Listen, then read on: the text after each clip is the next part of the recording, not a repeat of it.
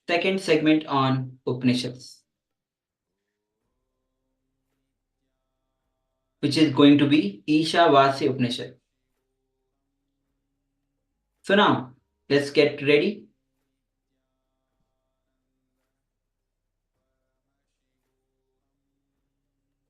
Ishavasya Upanishad, which means the science of existence.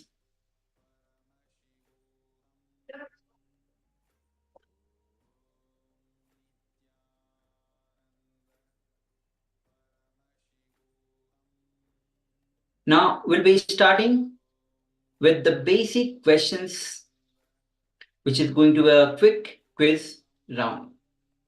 So, the base material of this world. You have the options. So, pen down the correct answer and comment your answers in the Zoom chat, YouTube chat box, and various platforms that you are in. So the question is, what is the base material of this world? Options are air, water, atom, molecule, 5 elements, earth. What else? So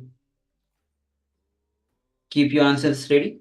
You can put your answers in the comment box. Now, Ishavasya Upanishad says, Ishavasamidam sarvam yat kinchit jagatyam jagat tena taktena bhanjitatma kritah kasyatvidhanam. Consciousness enveloped must this all be, whatever moving things there is in the moving world. With this renounced, you may enjoy, covet not wealth of any more at all.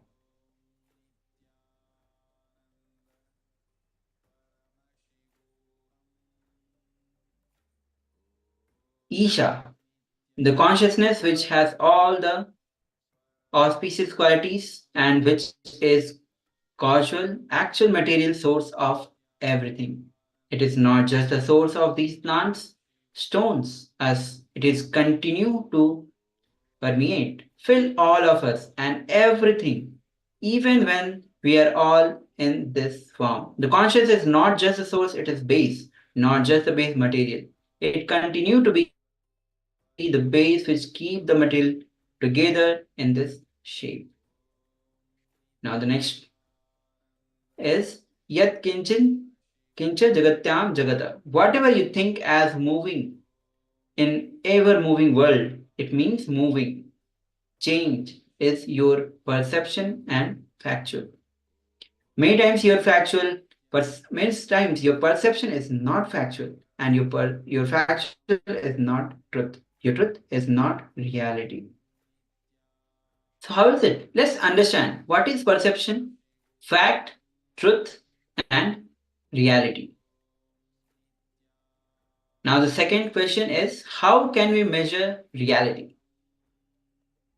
The options is statistics, experiential surveys, sensors, scientific instruments, indirectly capturing temperature, pressure, humidity, compare with other existing data.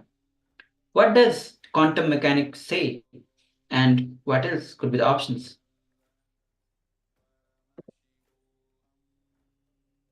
So let's understand perception, truth, fact, and reality. Perception is your sense operating within the limit of time and space. Fact means your senses operating beyond the boundaries of time.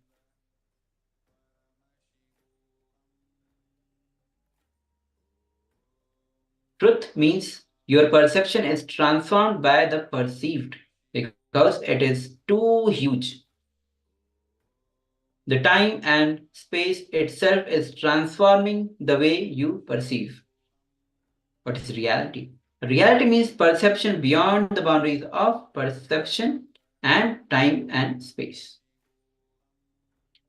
So here with the clear definition, perception, facts, truth, and realities are defined.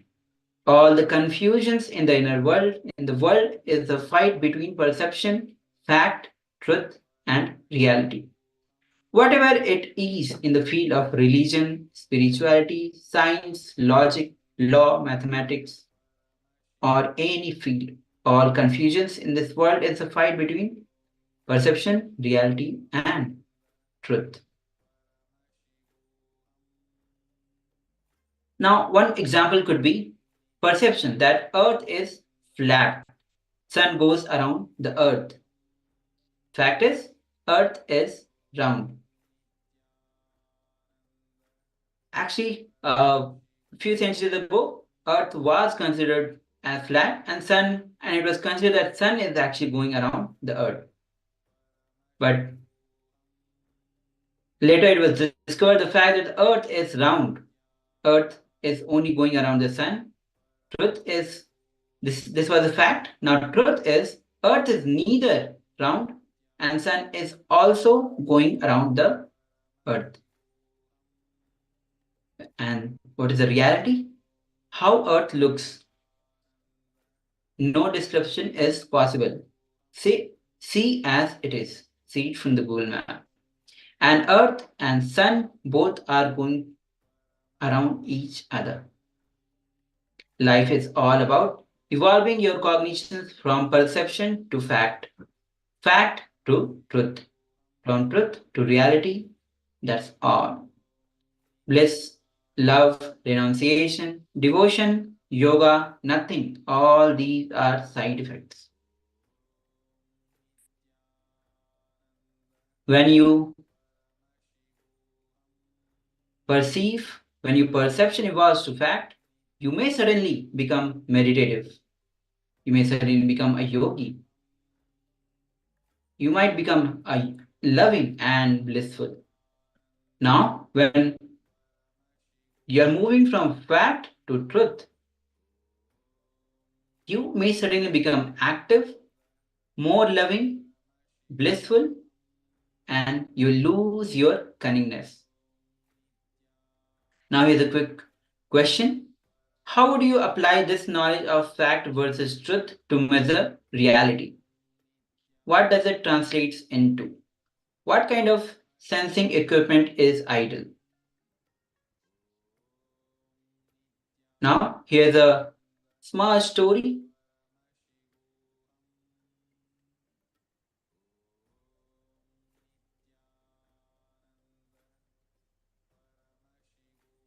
Once there were 4 men traveling in a private airplane. Suddenly, there was an emergency as the tail of the aircraft caught fire. Unfortunately, 4 passengers, there were only 3 parachutes available. The first person was in panic, took the parachute saying that I just got married, my wife is waiting for me, and he just jumped. So now 3 men are left and only 2 parachutes are also available. Now the second person declared, I am the most intelligent person on earth. The planet Earth needs my intelligence. Then he also took 1 parachute back and jumped. Now one of the passengers was old. He told the other remaining person, I am already old, but you have your whole life ahead of you. You take this parachute and jump. Young man replied, you can also come, sir. We can both go. The most intelligent person on the planet Earth just jumped off with my backpack. This is interesting. So now, with this story, now we'll be seeing what Bhagwan himself is revealing on perception, fact, truth, and reality. So sit, just sit, as the Upanishad says, Upanishad means just sitting. So let's sit and listen from Bhagavan. Ishavashyam idagum sarvam yatkincha jagatyam jagat. Whatever is moving in the moving world is enveloped by consciousness. I should use the word filled. When enveloped is an incomplete word. Filled.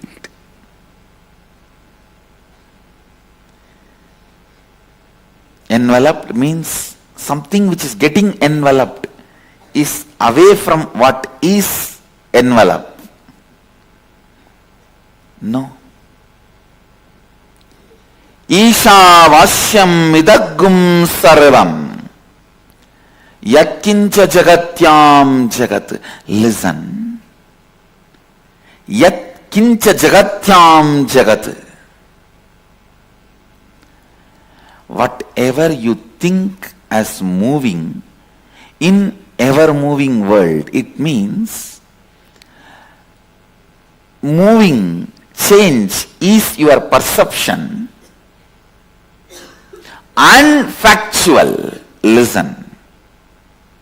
Many times your perception is not factual, your factual is not truth, your truth is not reality. Listen, I am organizing words. Perception, fact, truth, reality.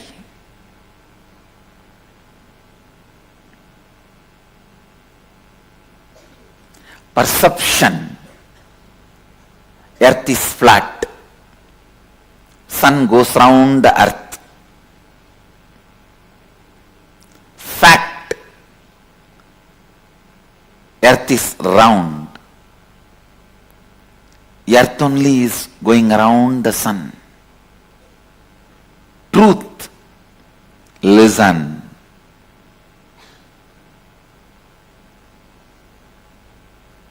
Earth is not exactly round and sun is going round the earth.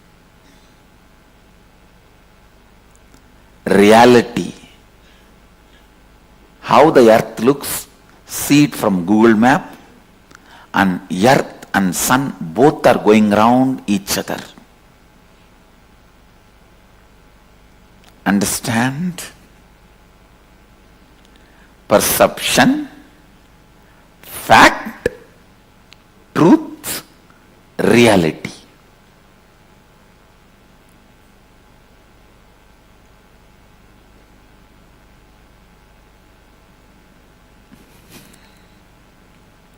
I know lot of explanation and understanding is required.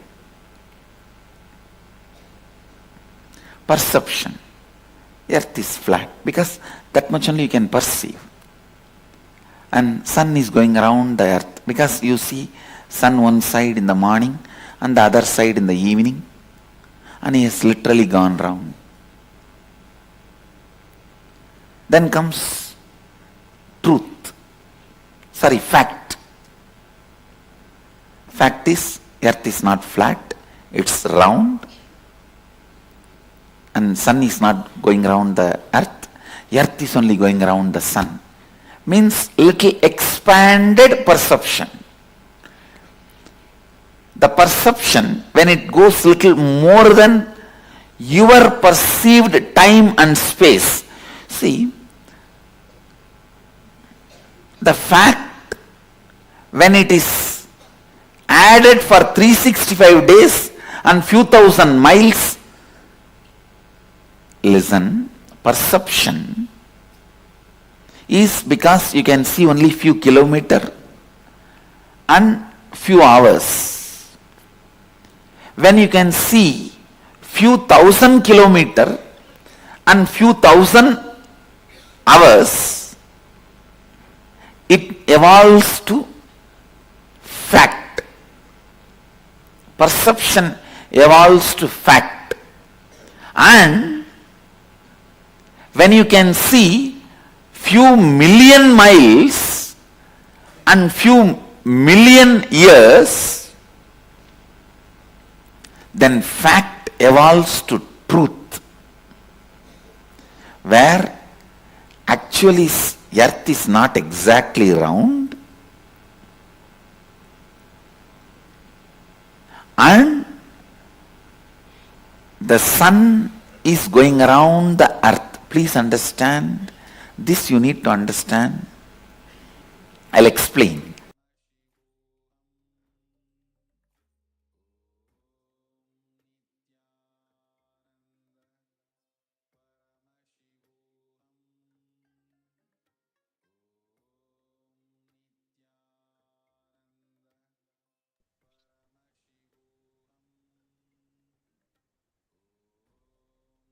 Yes, so now,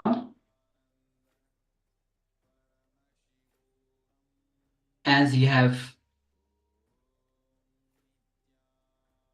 learned the difference between the truth, fact, perception, and reality,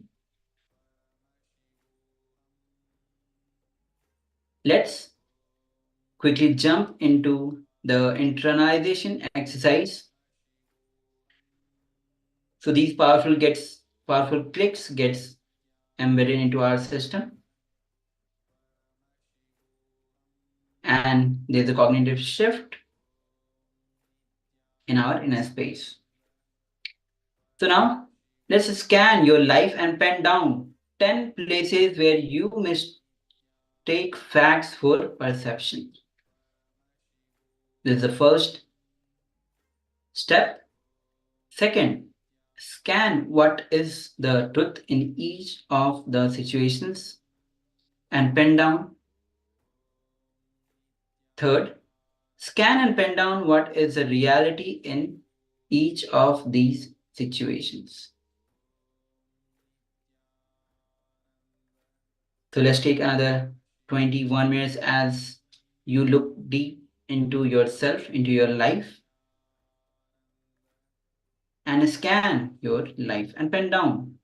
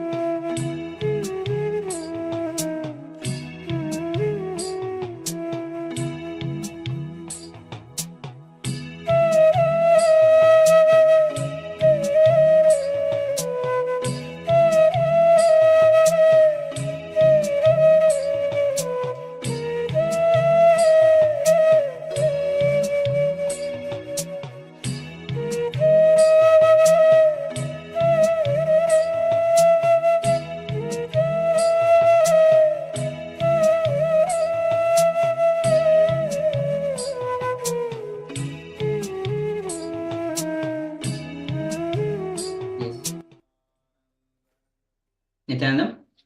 So after this intense, powerful internalization exercise where you have scanned your life and pen down 10 places where you must take facts for perception and scan what is truth for each of the situations, and you have penned down what is reality in each of these situations. Now let's jump into the power manifestation session. Yes, get ready for the powerful manifestation. So this is time when the powerful cognitions get volted into your system and the inner space shifts happens in you.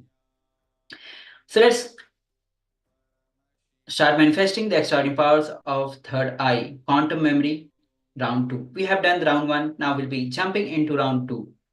Sas Pramana, quantum memory, power to recollect large information without thinking, intelligence behind the brain. Now, this is from Sarvo Gyanatara Agama, verse number 15. Evamekatma bhave na samsitasya yoginah sarvagyanatvam pravartate vikalpa rahitasya tu.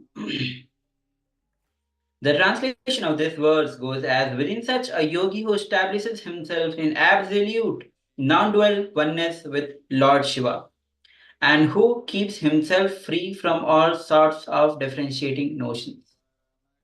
The exalted superpowers of all knowing, Sarvogyanataram, gets unfolded in all its fullness.